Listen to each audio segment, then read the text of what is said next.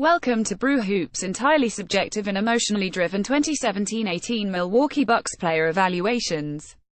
For this series, we wanted to look at each current Buck and ask 3 questions: what they do that helps Boone, what they do that hurts Bane, and whether they ought to be on this team belonging.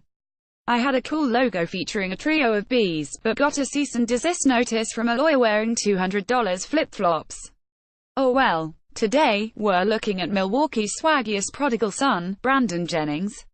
Season stats per 36 minutes, rank at position points, 36 to 12.8, 63rd among point guards FGA, 36 to 12.6, 45th among point guards 3 PT%, 0.273, 80th among point guards assists, 36 to 7.7, 15th among point guards turnovers, 36 to 3.2, 19th among point guards. Brandon Boone. Decisiveness. Speed has long been one of the defining characteristics of Brandon Jennings, going all the way back to the start of his NBA career, as a Bucks draftee who played in Italy instead of going through the NCAA.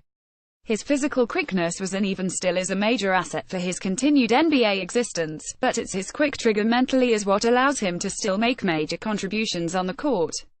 If a teammate is open, the pass is going out. If a shot window is open, the attempt is going up.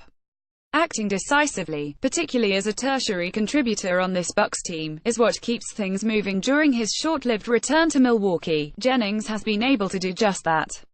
Brandon's Bane. Decision-making. There's a fine line between confident and reckless, and Jennings finds himself zigging and zagging across the line with gusto. Quick decisions are awesome, when they're the right ones. Often enough, mid-range pull-ups or off-balance threes end possessions prematurely, and Jennings' physical limitations prevent him from exploring other avenues the way that other guards can. As always, Brandon Jennings is capable of shooting your team out of, or back into, any game at any time, but his track record shows that the latter is less common than the former. Does Brandon belong? During his brief time with the Bucks, this Jennings was a breath of fresh air. He is demonstrably quicker than either Matthew Dellavedova or Malcolm Brogdon, and he frequently makes decisions with the ball faster than Eric Bledsoe.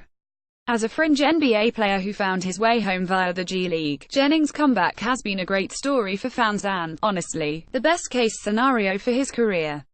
In limited minutes, Jennings has been fun, plain and simple, and seems like a low-risk, low-reward flyer at a position of need.